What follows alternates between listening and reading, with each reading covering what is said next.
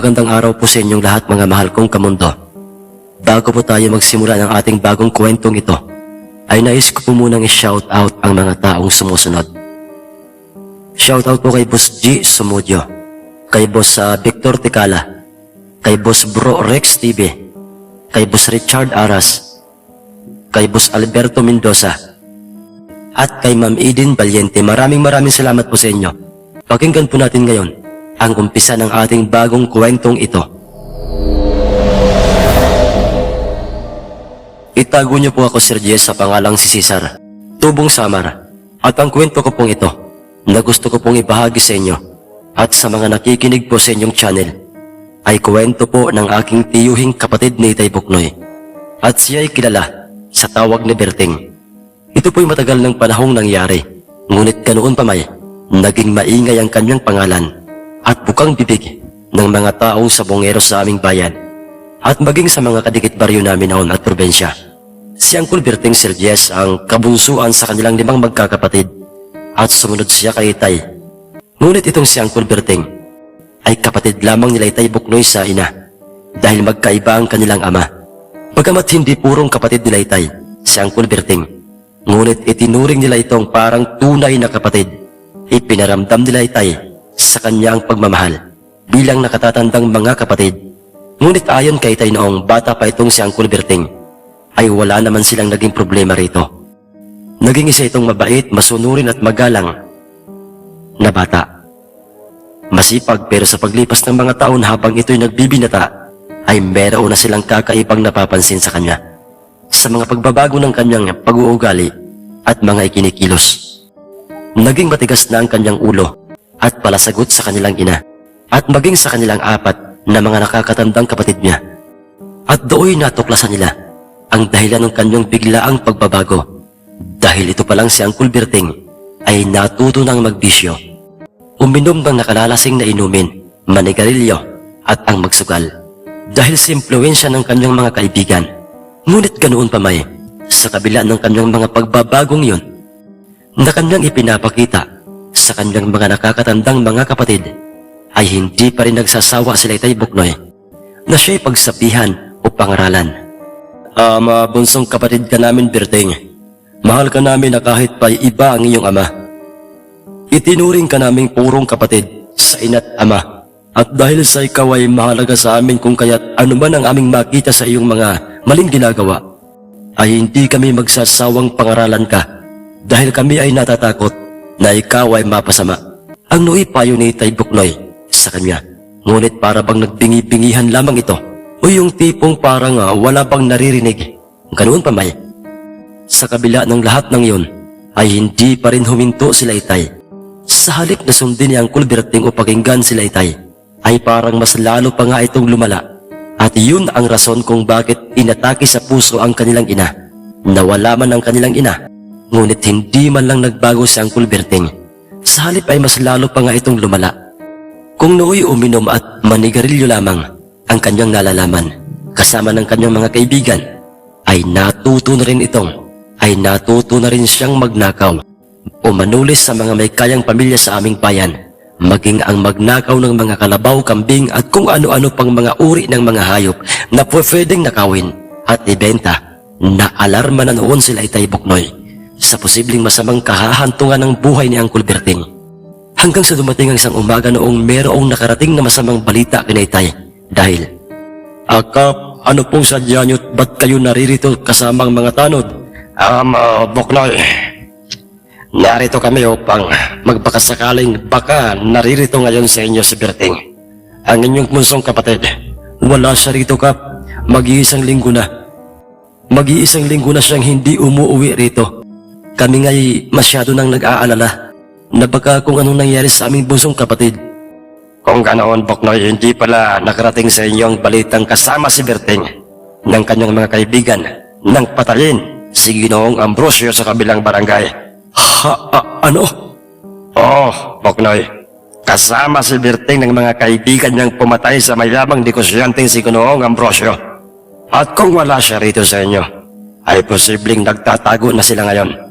Hindi lamang sa amin kundi lalo na sa mga kapulisang humahunting sa kanila. Grabing alalahanin at takot ang nararamdaman noon nila Itay sa problemang kinasasangkutan ng kanilang bunsong kapatid na si Uncle Berting.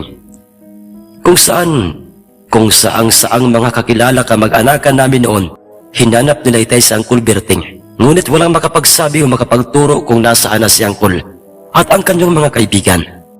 Anong gulo ito at problema itong pinasok mo, kapatid ko Berting? Maluhaluhang sabi ni Itay sa kanyang sarili. May ilang buwan at mga taong hindi na talaga nagpakita pa kina Itay si Uncle. Ngunit sa kabila ng lahat ng mga yon, ng mga pangyayaring yon, ay ni minsan hindi nawalan ng pag-asa si Itay. Umaasa silang buhay pa ang kanilang pinakamamahal na kapatid. At ito'y walang sawa nilang ipinapanalangin sa itaas. Lalo't ang higit nilang ipinagdarasal na sana'y magbago na ito ng kanyang maling mga ginagawa. Samantalang si Uncle Berting ayon sa kanyang ikinuwento kina Itay nang mawala siya sa aming bayan kasama ng kanyang mga kaibigan, ay doon pala sila nagtungo ng kanyang mga kaibigan sa isang liblib na baryo. Ngunit sakop pa rin ng Samar. Sa baryo kung saan ay hindi ito nararating ng mga kapulisan dahil sa ito'y napakalayo sa sentro, lubak-lubak at maputik ang daan patungo sa nasabing baryong yon. Sa baryo ng mga taong kung ihahalin tulad ay baryo ng mga katutubo. Doon silang apat na kanyang mga kaibigan nagtago upang iwasan at takasan ang kanilang krimeng nagawa. At ayon pa kay Uncle Berting, nang sila ay naroon na sa lugar na yon, ay doon hindi niya inaasahang doon niya mararanasan ang mga kababalaghan ng mundo, kung saan ay hindi niya sukat akalaing yun pala ay totoo. At ang mga mismong kababalaghang nangyari sa kanila doon, ay yun ang magiging daan upang siya'y matauhan sa mga maling kanyang ginagawa. Kakang Goryong, kami po ay nagpapasalamat sa inyo at kami po'y inyong tinanggap dito po sa inyong komunidad kasama po ang inyong mga nasasakupang mga katutubo. Tinanggap ko kayo rito bilang mga bisita sa loob ng ilang mga taon. 3 taon, di ba iyo? Berting, 3 taon kayo rito halos tumagal. Opo, Kakang Goryong. 3 taon na po. Kayo'y tinanggap ko't pinatira rito, hindi upang tulungan kayong takasan ng inyong mga krimeng ginawa. Tinanggap ko kayo rito dahil maayos naman kayong nakiusap. Pero mga iho, ito lang ang masasabi ko sa inyo. Ano po yun, Kakang Goryong? Iho, hindi pa huli ang lahat para sa inyo. Mga bata pa kayo. May panahon pa para kayo'y magbago mga iyo. Sumuko kayo sa mga pulis na naghahanap sa inyo. Bayaran nyo sa kulungan ng kasalanang nagawa nyo. At kung sakaling pala rin kayong makalabas ng kulungan, ay baguhin nyo na ang takbo ng inyong mga buhay. Itama nyo ang lahat ng mga maling ginawa nyo noon. Pahalagahan nyo ang mga taong nagmamalasakit at nagmamahal sa inyo. Kakang Goryo. Aminado si Uncle Berting na siya'y tinamaan sa mga katotohanang mga sinabi niyon sa kanya ng matandang leader ng mga katutubo. Do'y biglang pumasok sa isip niya si Itay Buknoy. Ang mga nakakatandang mga kapatid ko. Kumusta na kaya sila? Nasasabik na akong makita sila. Patawarin niyo ako. Hindi ko pinakinggan ang inyong mga payo't paalala sa akin. Kaya hito ako ngayon, nagtatago. Walang kalayaan. Ang sampit na Uncle Berting sa kanyang sarili. Ngunit yun ay alam ng matandang katutubo dahil hindi pa huli ang lahat, iyo Berting. Kung susundin mo ako sa mga sinabi ko sa iyo kanina na kayo'y sumuko sa mga alagad ng batas, ay malaki pa ang tsansang kayo ay magbago, Kakang Goryo.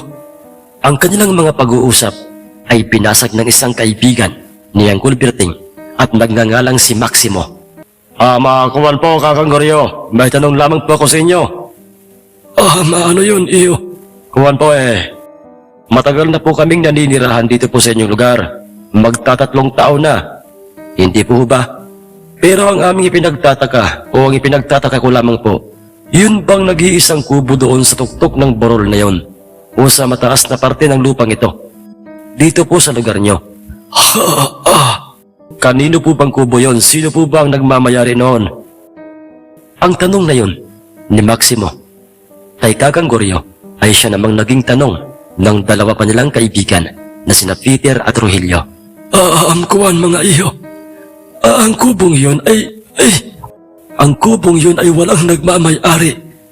matagal ng panahong nakatirik yan. Ano po, Kakang Goryong? Matagal ng panahong nakatirik dyan. Yang kubong yan pero hindi nagigiba. Papaano kung may dumating na malakas na unos o bagyo? Tiyak kong ililipad ng malakas na hangin yan.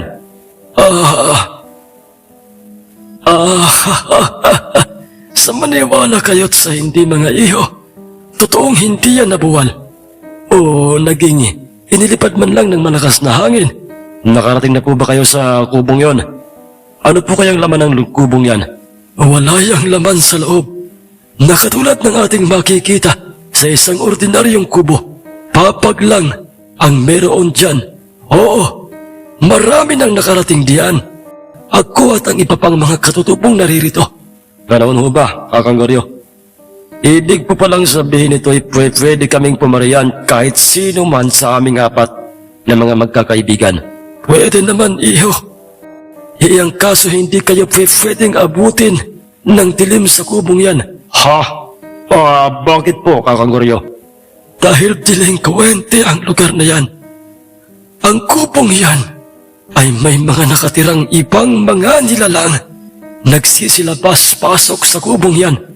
Ang mga maligno, sa oras na kakagat na ang dilim, sa araw ay isa lamang yang ordinaryong kubo. Pero sa tuwing sasapit na ang gabi, ay peligro ang mangyayari sa mga taong abutan ng dilim sa loob ng kubong yan. Hindi naman po sa ano, Kakang Goryo. Parang hindi po kasi kapani-paniwala yung sinasabi niyong yan. Peter, alam kong yan ang iniisip mo o ang iisipin mo. Pero hindi ako nagbibiro. Matanda na ako para magbiro. Dahil meron ng mga nabaliw sa kubong yan. Ano po? Ang ibig niyo po bang sabihin ay may mga katutubong inabot na ng gabi dyan sa kubong yan? At pinakitaan ng mga maligno, kaya nabaliw?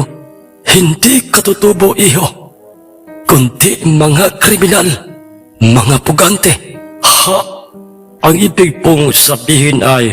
Oo, hindi lang kayo ang nakarating dito sa aming tribo o lugar, kundi ay meron pang mas nauna sa inyo. At katulad ng ibinabala ko sa inyo kanina, naging peligro ang kanilang buhay. Namatay sila ng mismong oras na yon. Pinagsabihan ko sila pero hindi sila nakinig sa akin. Kaya kayo, kung ayaw niyong mangyari rin sa inyo ang sinapit nila, ay manatili na lang kayong apat rito sa ibaba. Huwag niyo nang subukin pa na umakyat sa itaas sa kubo at magpaabot ng dilim. Alam niyo mga pre, may punto si Kakang Goryo. Wala namang mawawala kung siya'y ating susundin, hindi ba? Huwag na lang tayong umusisa pa tungkol sa kubong yan. Ang gawin na lang natin ay sumuko sa mga pulis at pagdusahan ang ating nagawang kasalanan. Tama si Berting. Dahil sa pagsuko niyo ay may pag-asa pa kayong mapatawad at makalabas ng kulungan. Pero kung ipagpipilitan niyo ang inyong mga sarili na katulad ng mga nauna pang mga kriminal at mga puganting naparito, at pinilit na lang umakyat sa bundok na yan at nagpaabot pa ng gabi sa loob ng kubo, ay mababaliw kayo bago mamatay. Sa halip na yun ay paniwalaan ng tatlong mga kaibigan niyang Kulberting, ay kanila pang pinagtawanan o pinaliwala ang ibinabalang yun sa kanila ng matandang katutubo. Kalokohan yung mga pinagsasasabi ni Kakang Goryong mga pare. Kalokohan yun. Isa lang ang laman ng utak ko ngayon, mga pare. Ang dahilan kung bakit mahigpit niyang ipinagbabawal sa atin ang pumunta doon at magtagal tayo sa kubong yon. Dahil posibleng doon nila itinatago ang kanilang mga kayamanan. Ang may diing pagkakasabi ni Maximo sa kanyang mga kaibigan. Ngunit nagsalita si Uncle Berting na wag na nga nilang kukontrahin ang mga ibinabala ng matanda dahil bilang pagrespeto nila sa matandang katutubo at sa mga taong naroon sila sa lugar na yon. Peter, Maximo at Rogelio, mga kaibigan ko kayo. Pero sa mga pagkakataong kayo'y lalabag sa mga ibinabala sa atin ni Kakang Goryong, magpasensya na lang tayo. Dahil pag nangyari yun, kakalas na ako sa ating grupo. Anong ibig mong sabihin, Berting? Kalilimutan ko na ang ating pagkakaibigan.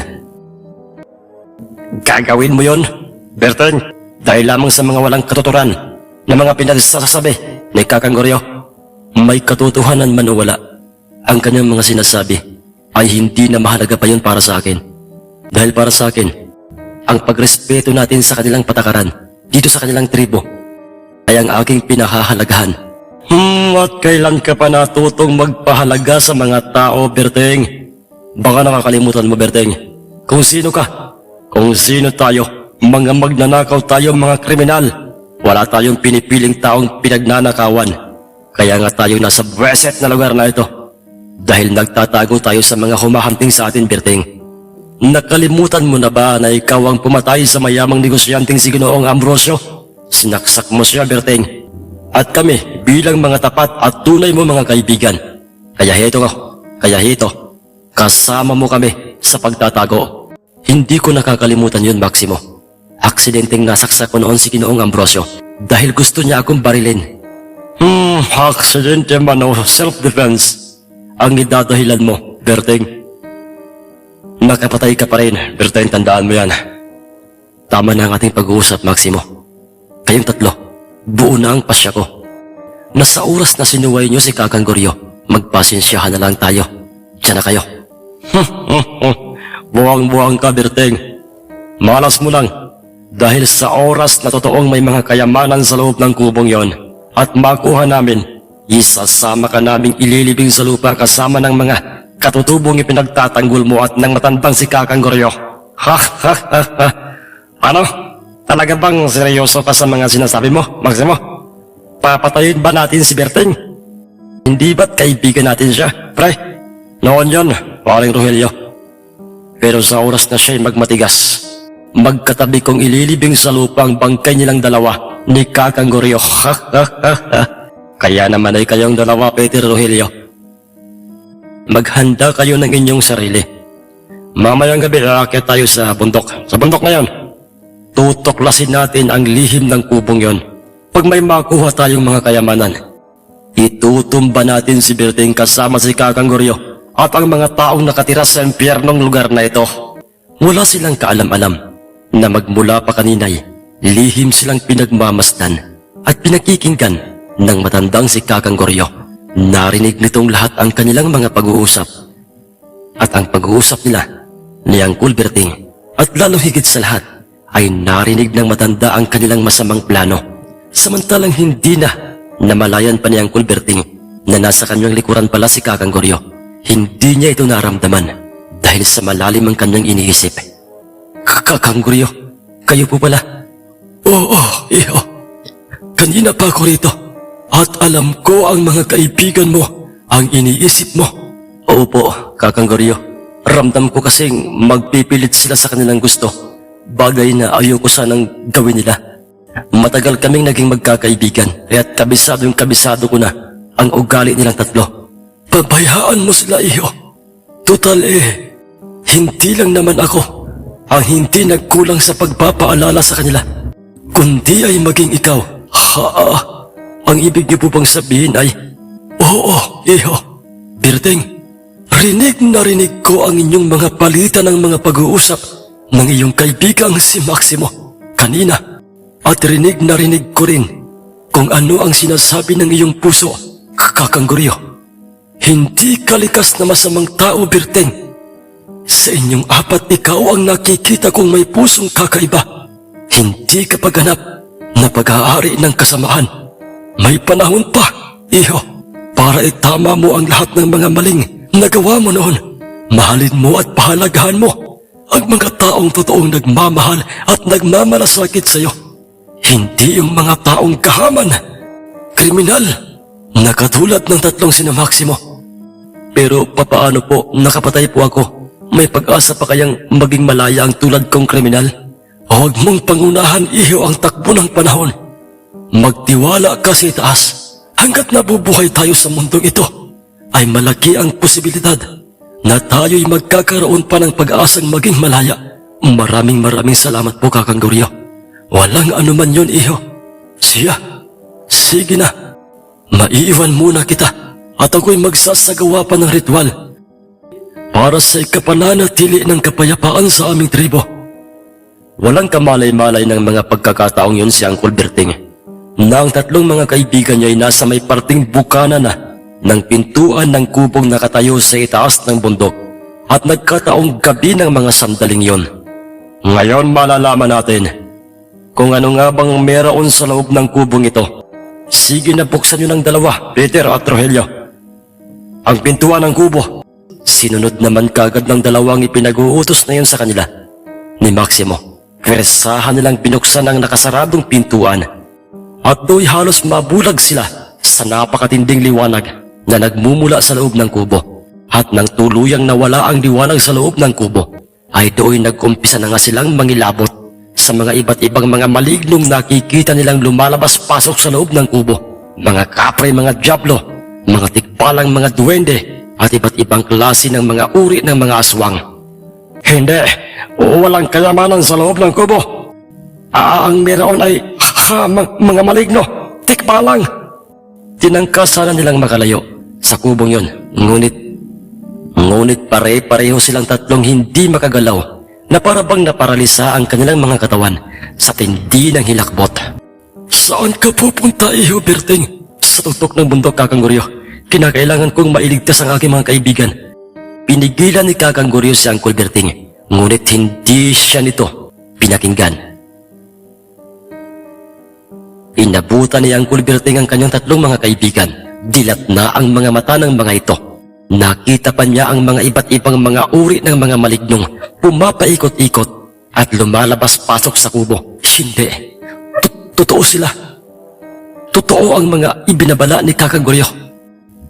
Bertang, tulungan mo kami, kaibigan.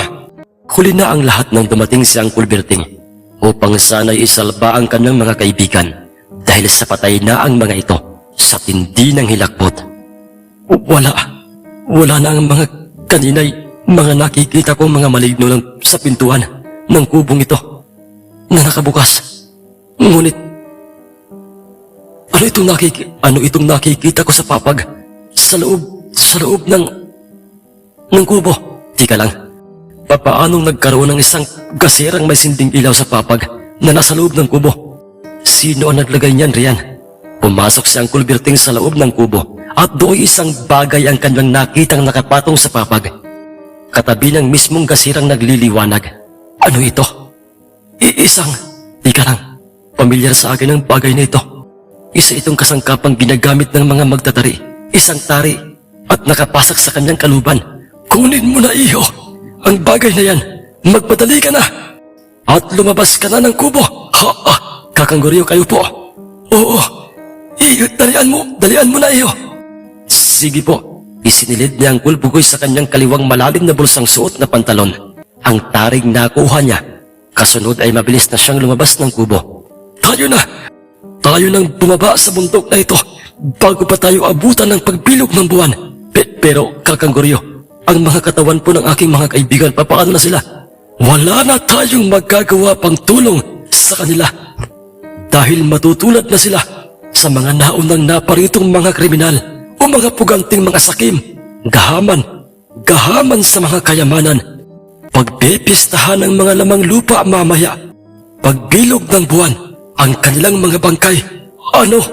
Hindi na nila tayo masisisi pa. Hindi tayo nagkulang sa kanila, hindi ba, Kakang Goryo? Pagkarating nilang dalawa sa ibaba ng bundok sa kapatagan, ay dooy ipinaliwanag ni Kakang Goryo kay Uncle Berting ang lahat ng lihim ng kubong yon at ang patungkol sa mahiwagang taring nakuha niya sa papag sa loob ng kubo katabi ng kaserang may liwanag. Kakang Goryo, para sa manok panabong po ba ninyo itong nakuha kong taring ito? Hindi, Iho. Dahil ang taring yan ay napakahiwaga. Yan ang iniingatang mutya o bertud ng aming manggagamot noong nabubuhay pa ito. Ano po? Ang ibig niyo po bang sabihin ay magtatari o isang sabungero ang inyo pong manggagamot dito noon sa inyong tribo? Hindi, Iho. Hindi siya isang sabungero o magtatari na kagaya ng sinasabi mo. Siya'y si Apo Tikoy, kung tawagin ng aming tribo noon. Para sa amin, siya ang kinasangkapan ng aming kinikilalang Panginoon upang maging manggagamot namin at siya ang nagmamay-ari ng mahiwagang taring yan. Isang taong walang ibang inisip kundi ang kapayapaan ng aming tribo. Lahat ng sakit ay kaya nitong pagalingin dahil nasa kanya ang birtud na yan. Sino mang taong mapagkalooban ng birtud na yan ay matutulad sa kanya, magiging payapa, mahinahon ng isip, at swerte sa lahat ng mga bagay. Ganoon po ba, Kakang Goryo? Oo, Berting, iho. Pero bihira ang mga taong mabibiyayaan ng birtud ng tari o ng mahiwagang taring yan. At isa ka sa pinalad, Berting. Alam mo ba ang kwento ni Apo Tikoy, iho? Bakit po, Kakang Goryo? Ang totoo'y hindi namin siya kalahi. Isa siyang taong naging biktima ng mapagsamantalang mga tao. Sa kanya, ibinunton ang kasalanang hindi niya kailanman ginawa o hindi niya kayang gawin. Wala siyang laban dahil mapera ang mga taong gusto siyang idiin.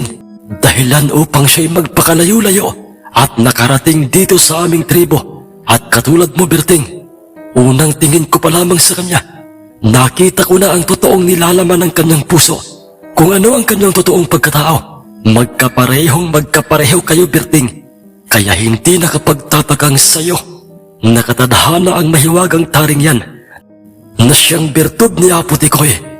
Ang ibig po bang sabihin ay nakita rin noon ni Apo Tikoy ang mga iba't ibang klase ng mga maligno sa kubong yon bago niya mapasakamay itong sinasabi niyo pong mahiwagang taring ito? Hindi, iho. Anong? Iyan ay kanyang nakuha at ipinagkaloob sa kanya. Hindi sa kubong yan, kundi sa kuweba. Sa likuran ng kubong yan. Papaanong napunta itong hindi pangkaraniwang tari sa kubo? Teka lang, ang ibig bang sabihin nito'y matalino ka, Berting. Oo, dahil ang kubong yan ay pagmamay-ari ni Apo Tikoy. Halos kaidaran mo lang siya nang siya'y mapadpad dito sa aming tribo. Ngunit nang mapasa kanya ang mahiwagang taring yan, ay mas pinili na lamang niya ang manirahan dito sa aming tribo. At dito na siya tumanda at namatay. At diyan sa kubong yan, diyan niya iniwan ang birtud na yan, kung saan ay inusalan niya ng mga proteksyon ang lugar na yan, upang hindi mapunta sa kamay ng masasamang mga tao ang birtud na yan. At bilang karagdagang proteksyon, binabantayan ito ng mga maligno na kagaya ng mga nakikita mo kanina. Kaya't walang ni isa man sa amin rito ang nagtatangkang pumasok sa kubong yan kapag ka magdidilim na. Pero teka lamang po, Kakang Goryo, kung dito po namatay si Apo Tikoy at tumanda, ang ibig pang sabihin nito'y, oo, Berting, nang mapadpad rito si Rustico o si Tikoy, binatilyo pa lamang ako noon. At ang aking ama ang siyang pinuno pa noon dito sa aming tribo. Ngunit sa murang edad ko noon, nakita ko at ako mismo saksi sa kanyang mabubuting ginawa dito sa aming tribo. At alam mo bang, ang birtud na yan, ang mahiwagang taring yan, ay mabisang mabisa na pangontra at kinatatakutan ng mga aswang. Ganoon po ba? Oo, Berting. At ngayong nasa iyong pag-iingat na yan, hindi kita pipiliting maging katulad ni Apo Tikoy. Ano pong ibig niyong sabihin, Kakang Goryo? Katulad ni Apo Tikoy, siya ang pinagdesisyon ng aking ama. Kung siya pa ba'y mananatili sa amin o babalik na sa kanyang pinagmulan. Pero ang mas pinili niya'y manatili rito sa amin. Ikaw, iho, Berting, binibigyan kita ng kalayaang magdesisyon. Gustuhin ko man pong manatili rito. Pero tama po kayo. Tama po ang sinabi niyo sa akin noon. Kinakailangan kong bayaran ang aking kasalanan at mahalin ang mga taong totoong nagmamahal at nagmamalasakit sa akin. Babalik po muna ako sa aming baryo. Sa aking pamilya, Kakang Goryo, itutuwid ko ang lahat ng aking mga kasalanan. At pag naayos ko na ang aking sarili at ang aking mga mahal sa buhay, pangako, babalik po ako rito sa inyong tribo upang ipagpatuloy ang misyong iniwan ni Apo Tikoy na kahit pa'y dito na ako, tumanda at bawian ng buhay. Ganoon ba, Berting? Siya, sige. Gabayan ka sana ng nasa itaas, ano man ang iyong maging pasya. Mga mahal kong kamundo, abangan niyo po ang ikalawang yugto ng ating magandang at bagong kwentong ito. Sa mga nagnanais pong magpa-shoutout, i-comment niyo po sa ibaba sa ating comment section ang inyo pong pangalan. At yan po yung ating bibigyan pansin sa ating pong susunod na kwento. Maraming salamat po sa inyo at magandang araw po o gabi sa inyong lahat.